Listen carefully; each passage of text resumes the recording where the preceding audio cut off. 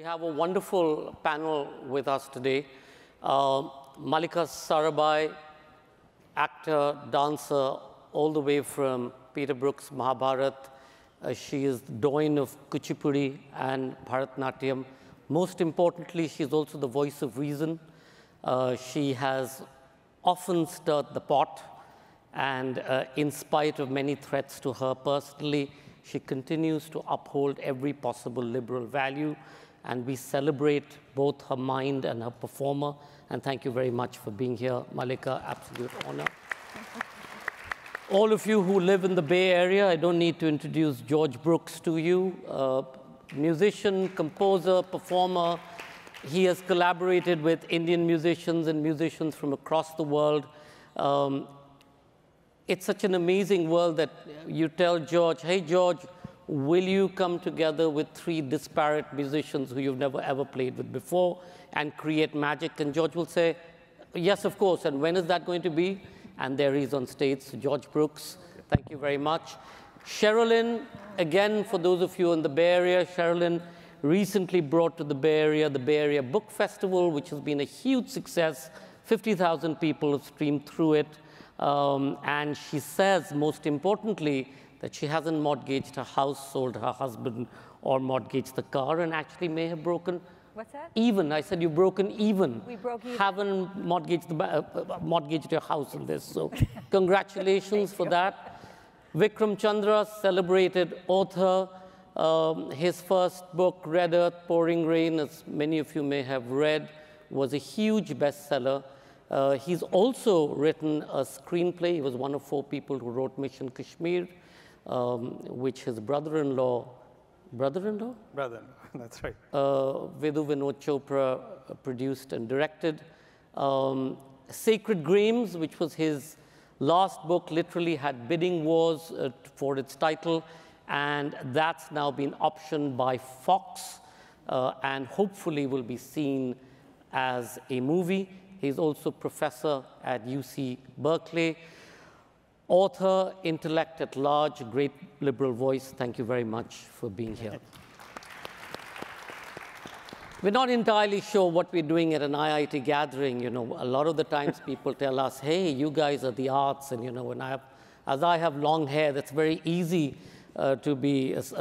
In fact, when I landed in San Francisco airport yesterday, the guy who said, please come to the other room, sir, said to me, you're an artist? So I said, well, not quite, but you know, I have long hair. I have to work in the arts. But we're very excited to be here, and what we wanted to do is just give you a sense of what the arts can contribute. And I've always believed that the arts creates wealth, both tangible wealth as well as intangible wealth. The intangible wealth, we all know, it changes lives. It creates platforms for expression. It allows you to think outside of the box. The tangible wealth part of it is way more difficult to prove. Most governments and most people think that we are basket cases, that artists by and large go around with a begging bowl, and they're way down in the priority of things to actually contribute to. But I'd really like to set the agenda by saying that no, we do contribute wealth. We provide huge value to local economies. In India alone, the estimation is that over 400 million people are engaged in some way in the arts, whether it's the craft sector or the art sector. And all of that varies from everything from a Durga Puja celebration to the Ram Leela in the street corner, to the Onam festivals, to the dances and the performance and the writing and the literature, etc. And all of it does create wealth. And I'm going to start with Vikram straight off, saying, Vikram, any thoughts about how you have contributed to wealth, and does art create wealth? And does it pay your kids' school fees? No, I have a day job at teaching at the university. I guess in a larger level, my assertion would be that in a healthy culture, all these kinds of production, cultural production, technical production, intellectual production, are all intimately connected, and you cannot have one without the other. They have to go together. And it's very simple to see this in our own subcontinental history as a sort of negative case, in the sense that when the British occupation started, it was a healthy economic culture. It was very active artistically. And colonialism is never just a matter of physical occupation. You have to occupy minds, right? And so the great mission throughout the 19th century of British imperialism was to break the Indian intellectual tradition, the scholastic tradition, right? And they did this in various ways. One is through the universities. I'm not sure, most people don't actually know this, but the first place in the globe where the English novel was ever studied was in Indian classrooms. And the intent of that was to prove to Indians that the proper way of being a human being is to be like this. By the Cambridge Mission, by the then Cambridge Mission, yeah. So I think, as you can see in the last decade, as we can see in the instances of the JLF and its amazing growth, that an intellectually alive culture, which actually has economic production going on in it, comes from this place of production in every sense. And when you are broken intellectually, when you're broken artistically, that's when you're broken economically. Mallika, you know, what Vikram said, changing the mind or capturing the mind, we all know that finally it's about the story.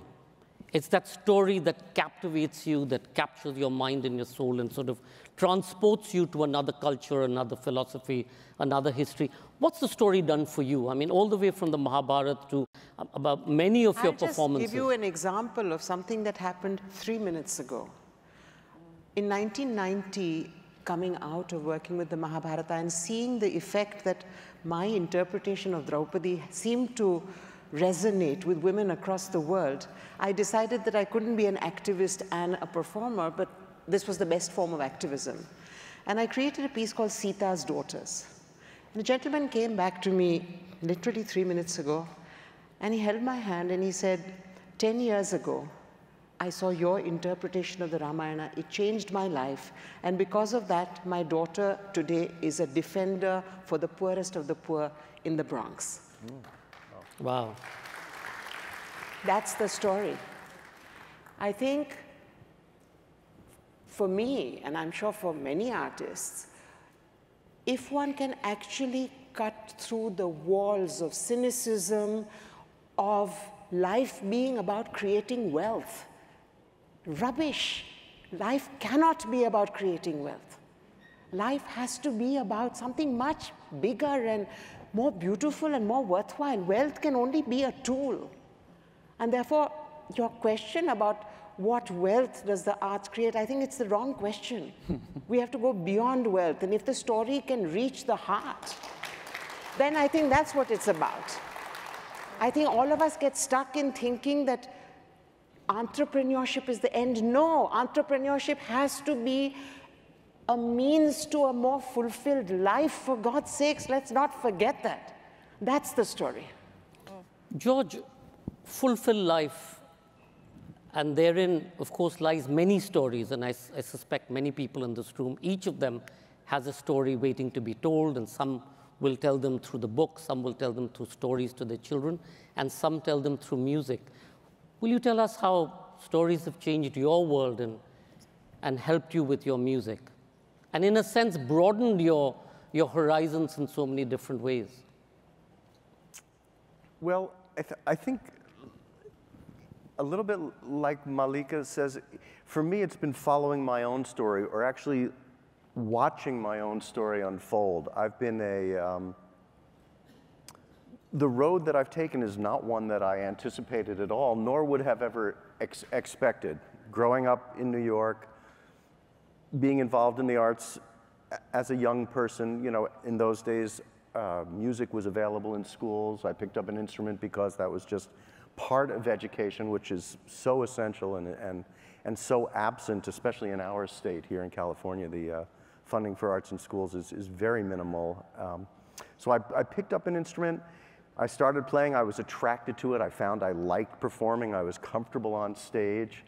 And you know, somewhere along the line, I heard Indian classical music, and I was attracted to it. So, and then started trying to perform it, and started incorporating it into my being, and traveled to India and met all these great musicians and met Mallika, Sarabhai, and was able to perform with these, but it's a story I never would have anticipated. It's not a story I wrote, but it's a story that I'm writing and it's been written for me. I didn't follow any prescriptions. So I followed my heart, I followed my muse, I kind of answered the calls. I was perhaps hedonistic. I felt the music was so satisfying, sensually, emotionally, and I followed that path, and I think, and amazing things happened to me because of it. So perhaps the story is to follow your bliss. I mean, it is to answer the call that you hear and move forward. It's very difficult economically. I mean, it hasn't been for me. I've been very fortunate, but it's difficult to necessarily convince the world, yes, you need my art. What inspires me, what fills my heart is something that I want to share with you, and you should be receptive, you should be responsive. So we need you to participate in what we feel are our gifts. Cherilyn, Mallika talked about wealth of a particular kind. Wealth is of many kinds, and especially for young people today. And you were telling me a story about how in your festival there were so many young people who came and sort of wanted to be involved in reading, whereby we know that especially now, by much of the inventions in the Bay Area, reading normally is the last thing that you do. You actually do an app, or you do a phone, or you do something that's visual and something that promotes ADD more than anything else. But why don't you tell us about how the festival created wealth for these kids? Yes, we had a lot of free book giveaways. We had just a little context. So this Bay Area Book Festival, we brought 300 authors from around the world, and in literary sessions, indoor sessions, we also had a couple of outdoor stages. We had a large public art installation where we brought 50,000 books from the Internet Archive, some of you might be familiar with, and we put it together in this artistic structure, and it was all intended to be given away to the public. And a lot of them were children's books, and families flocked to this thing. They were blown away. They walked up and they said, "What? We get to take these books?" And so much for the death of the book. I'm telling you, I mean, people just were ecstatic. They brought wagons, little red wagons, to take books away. We also had a nonprofit and half-price books, did a book giveaway. People were lined up. Kids were just rifling through, taking books. So it was really encouraging that people do still read. And just thinking about the question on sort of economic impact, just on purely economic terms, arts events do make money. That's why corporate sponsors fund them. We did an economic analysis of our book festival, and there was clearly a positive impact on hotels, on retail spending, et cetera. So there's that. There's another economic impact, which is the sort of literacy is currency, and I mean visual literacy, literacy, reading literacy. For low-income people, children, you need to learn to read to be a functional member of society. You need to learn to decode visual imagery. So it's an essential skill, and you access it through the arts. And then lastly, in terms of purely financially, if you look at your artistic heritage and sort of fluency within yourself and the way you can be inspired by the arts, look at Steve Jobs. He was inspired by music and by philosophy and by his traveling, by our artistic heritage, and he turned that into an empire. So if you even just want to look purely economically, and this is in addition to what Mallika was saying and others about the value of the arts to our heart and our soul, which of course is what's driving me personally, but if you want to look also on the economic side, there's phenomenal value to the arts in society. Vikram, a couple of years ago, I remember MIT had asked me to talk about what's going to be the next big idea. And I said, given the collusion of technology and creativity, there won't be one idea, there'll be a million ideas that will rise into the night like fireflies and illuminate us all.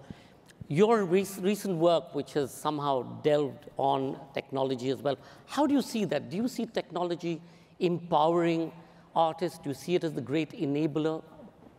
Well, yes and no. I think in some ways, for instance, in filmmaking, the price of equipment is now so low that two people can make a movie with an iPhone. Yeah. Right? And people have done that. They made feature films with iPhones.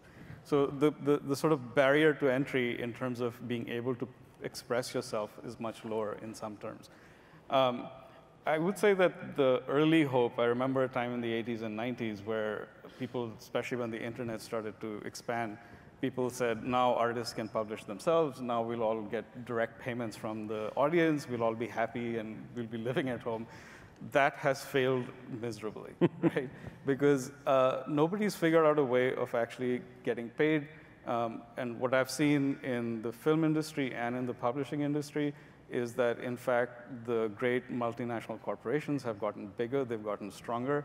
And so this idea of the long tail that would profit off this new technology has not happened at all. And I think all the artists up here will testify to that. Nobody's making any more, even close to a living wage through these new technologies than we ever used to. But George, has it enabled creativity, technology? It has enabled creativity in a few ways. It has not enabled remuneration, but it means yet. And it's a great big bubble. Somebody there will find a solution. But if Mallika, after this, goes home and says, you know, I'd like to do a collaboration with you, George, she can go back to Ahmedabad, and I can send her an MP3 of my music by email, and she can practice That was exactly what I was going to tell you after the session. And then I can say, oh, but we'd like to use this guitarist who lives in Senegal. I can send him the MP3. We can all get together in London and be ready to perform, or ready to have one rehearsal and hit the stage. So that's fantastic. Or she can say to me, you know, I've been thinking about this, you know, music from Burma. And as she's chatting with me or we're Skyping, I can type in Burmese traditional, you know, they have this kind of crazy avant-garde. I mean, it sounds like avant-garde music, but they're playing what they call a piano, but it's a mallet instrument. I can be listening to it as we're talking. So our access to information is fantastic. Our ability to communicate with each other and organize in a global fashion has been fantastic for what I do. Then to find funding for it is the big challenge. We create a CD, we get ready to sell it, and somebody's already got it available for free on the internet. I mean, and this is for real. Yeah. I mean, you know, as we all know. So that's the part that's a little dodgy, a little dicey. Mallika, you were going to say something, so say that, but I also wanted to ask you, will technology replace performers, for example? Like George said, you know, I wanted some Burmese thing, I can just Google online and, you know, take a tune from there or create something. I mean, will it replace? Not till the internet actually picks up human aura. I think face-to-face is very different from Skype, because there are so many other senses that we are picking up.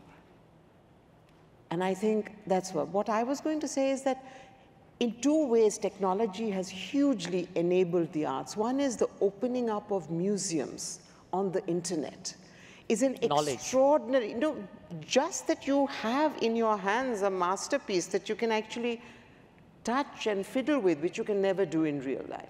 And as a dancer, I can't tell my audience, okay, in this section, look at my feet, it doesn't matter what my face is doing. But with technology and with cameras and so on, you can do that. You can draw attention either to a piece of music or an instrument in an entire orchestra. And you can actually take the audience by the hand into the nuances that they might not otherwise get. And I think both of those are very important. You know, talking about, in a sense, education and wealth and museums, etc., Vikram, I mean, what technology can do and should do is actually enable education. And I was telling some of you earlier today that in India, again, sorry, I'm using India as an example. In the last census, it came up that there were 110 million children who were out of school. And in the defunct planning commission, because I have long hair, sometimes people come to me to ask me questions. And I'd asked them, I said, so why don't you go away and calculate what it'll take to be able to put 110 million children into school or provide them an education. And they came back some months later and they said it'll take 12% of spend of GDP and 20 years to be able to educate teachers to be able to people the schools. So therefore, it needed a whole new change in terms of how do you educate, how do you get stuff out there. But to do that, to be able to, again, going back to India, I mean, especially countries like India where we have such enormous inequity, and you have inequity in America as well, and we know that until unless you provide education, you're never really going to make a change. But can you do that by also putting a lid on the way you think? Going back to the whole Cambridge experience, I mean, why did the English introduce English in India? They wanted to capture a mindset. Today we are seeing in India, and Mallika is sitting here, and we'll come to your fight in a little bit. Being in India, there is an effort or an attempt to control the way we think through education. And we see that across the world. I mean, Singapore is an example where now they're realizing by having put the lid on, they may have everything, but they don't have people who can actually think out of the box. So, creativity, knowledge, intuition, how does that sort of all work together? And can it work together in ordered societies like Singapore and China, et cetera? Well, I mean, I think that's one of the paradoxes of the new technology, that all the promises of freedom that the internet held for us also brought with it the NSA reading all our emails, right? So, I mean, it always goes together. And I think in the Indian case, it's a really, really bizarre mixture of the absolutely new, right? So there's a farmer out in Uttar Pradesh in my grandmother's village who is now has a iPhone 6 that he's using out on his tractor. And at the same time, there are laws that were written in the 19th century which are used as weapons in political ways, right? So I have a friend in Bombay. He's a fiction writer. He sometimes writes news stories. There's this very expensive piece of property, old school in South Bombay, that this builder was trying to take over. And so my friend wrote about that. And then the next week, he's suddenly accused of what is it? Offending the sensibilities of Maharashtrian people because of a novel he had written 4 years before that, right? And so suddenly he's pulled into court, and then they keep him in court, not just in Bombay, but also in Tamil Nadu, because cases get filed all over. So then he has to run around taking care of all of this for the next 5 years, right? And so I think what happens is that freedom and expressivity and creativity are always frightening to the state. They're always frightening to the powerful. And when you have such a strange mixture of tools, legal tools that are available to you, and the threat of physical violence, I think that is being expressed every day in the politics, I guess, of India, but also elsewhere in the world. Mallika, has the state stopped you creatively? No, I think for creative people, oppression becomes fodder for creativity, because one needs to find new ways of saying one's truth or seeking plurality or seeking alternate questions. So the answer is no. George, in your experience, how do you find, I mean, when you have to create a piece of work, irrespective of how difficult it is, do you take into account the nuances of what you need to do based on where you are? Yeah, I think so. If I'm performing, say you were performing for the NRA, for example, would that sort of, would that color the way you create something? I think I just stand there and tell them a few things. But I do, you know, since I do perform in India for Indian audiences and I perform here for Western audiences, I will approach the music differently because I feel, I mean, since the music I do is informed by raga and informed by jazz, if I'm doing a piece in India, I'm going to try to express myself more through the raga end of it because I feel the audience will relate to it much more. If I'm performing in a jazz club here, I'm more likely to approach it from a sort of harmonically more adventurous, a melodically more adventurous, a more avant-garde perspective that I don't, you know, and maybe I'm wrong, but I don't think, well, I think the Western audience won't appreciate the raga aspect as much, and I don't think the Indian audience will appreciate the sort of more avant-garde as much. And you know, maybe that's a fault of mine, but I always want to be loved. Cherilyn, Vikram, you know, right from the beginning, especially in the 60s and 70s, the arts was looked at, in a sense, cultural diplomacy, but as soft power. Mm-hmm. In more recent times, going back to what the British did in India in the early 18th and 19th century, it's now being looked at, or the word that's been coined is smart power, or at least that's how I address the arts, as smart power. Because it's a way that you can grow your piece of the story in more ways than one. Do you see that? I mean, I know especially, you know, talking about America, in the early days, they used to use Hollywood to be able to sell McDonald's, Coca-Cola, and everything that follows, and, you know, take over minds and capture souls.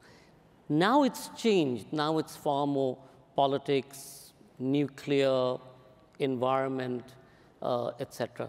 Do you see the arts sort of being worked out as smart power? Well, I know I curate very strongly. The festival that I run has a strong human rights emphasis. We look at gender issues, race issues. We're talking about technology, and despite what I said about giving away so many free physical books, I think technology is fantastic, and I'm very platform agnostic when it comes to reading. And we are doing a lot with reading on digital platforms, and I think that literature is, the power of literature is that it fosters empathy.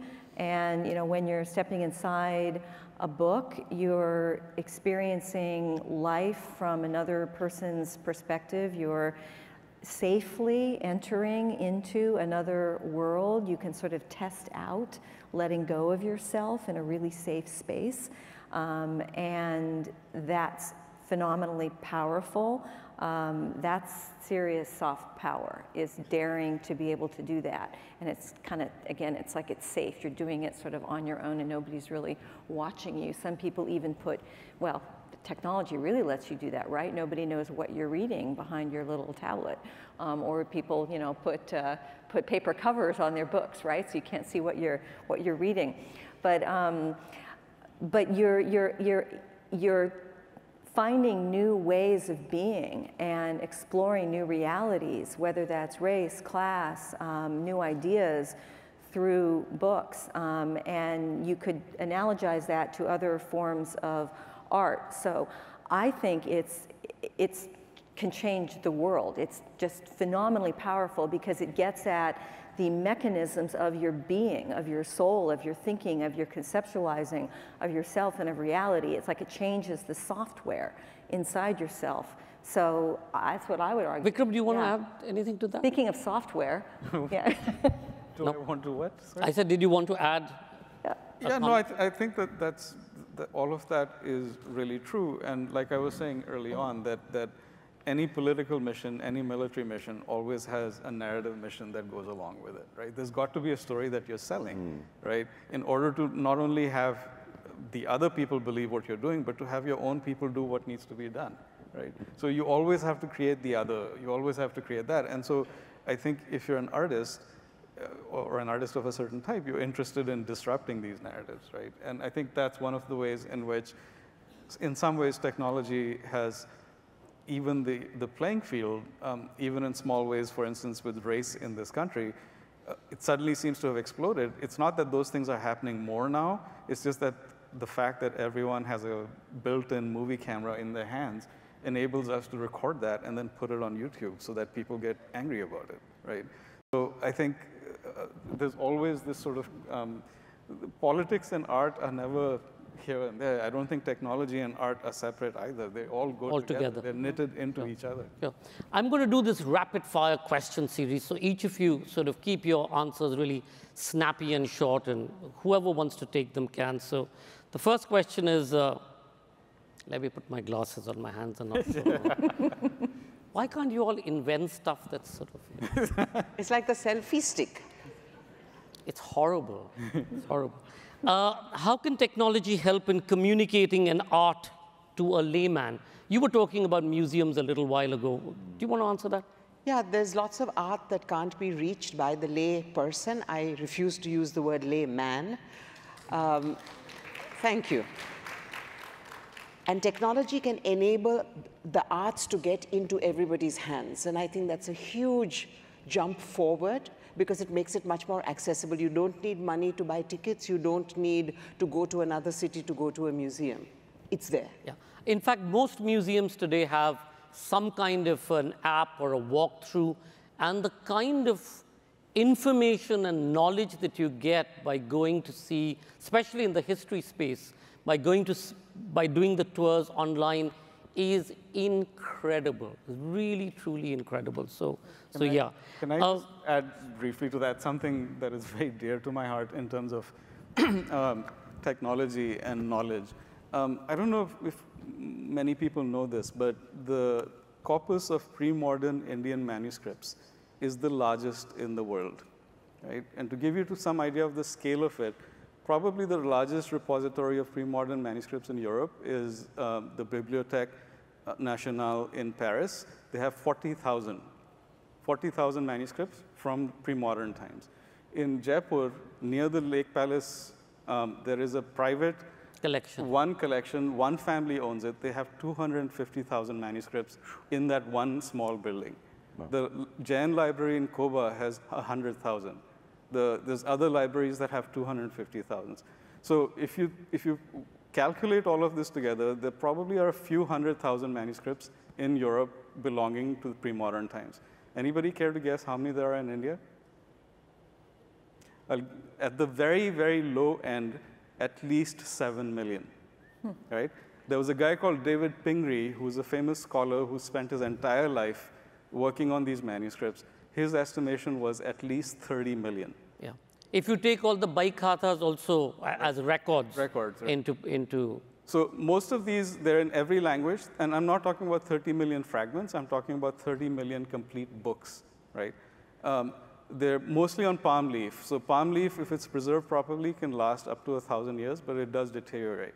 So because these are deteriorating, we're losing at least a couple of hundred of these, few hundred of these every week, right? So or they're being stolen. They're being stolen, especially from the Lhasa monastery. Right. I mean, from the right. Tibet, from the Ladakh monastery. Right. So the only solution is digitization, obviously, right? And there's a couple of the National Manuscript Mission in Delhi has a mission, but it's government funded. It's not very well funded. It's haphazard.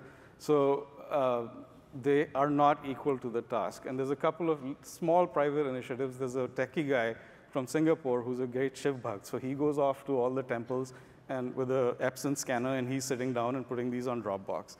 But what we really need is a large-scale, technologically adept interface so that we can preserve this. And this is not just Indian heritage. It's a global heritage question. So anyway, I'll shut up now. George, very quickly, can crowdfunding and technology help artists? Have you ever crowdfunded for any of your projects? I have not crowdfunded, but I know that there are people who've successfully done it, and I tend to contribute when they make requests of me. I haven't felt entirely comfortable doing that. Cherilyn, did you crowdfund for your? We did a Kickstarter. And did it work? It worked. It was for what we called Lacuna, which was the library where we gave away free books. It was only $10,000, but it worked, and it was great to have the public engagement. I'm going to ask, we've got 51 seconds left. I'm going to ask the last question. What inspired each of you to pursue your careers? In a few words, start. Go. Rapid fire.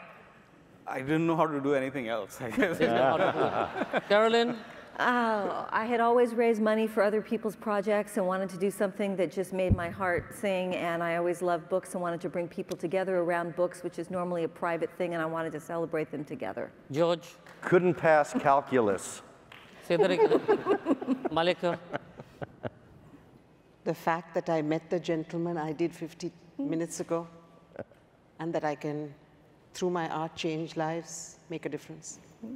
I've always been in the arts ever since I was in college and school. I was in a theater. I used to run a theater company.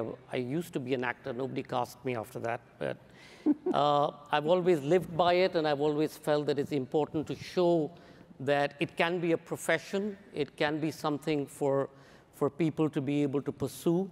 And the last question, Mallika, talk about how the arts can be sustainable, and in your case, how have you made it sustainable, in spite of the odds? It can be made sustainable if all these very wealthy and very enterprising people understand that the arts are not the cherry on the cake, but they are the yeast of life. Fabulous. Woohoo! On that note, I'm sorry I couldn't ask some of the other questions that you all put out there, especially the one on Shashi Tharoor's comment, but maybe later we can answer it. Thank you all very much. Thank you all very much. Thank you, IIT, for having us with you. Thank you.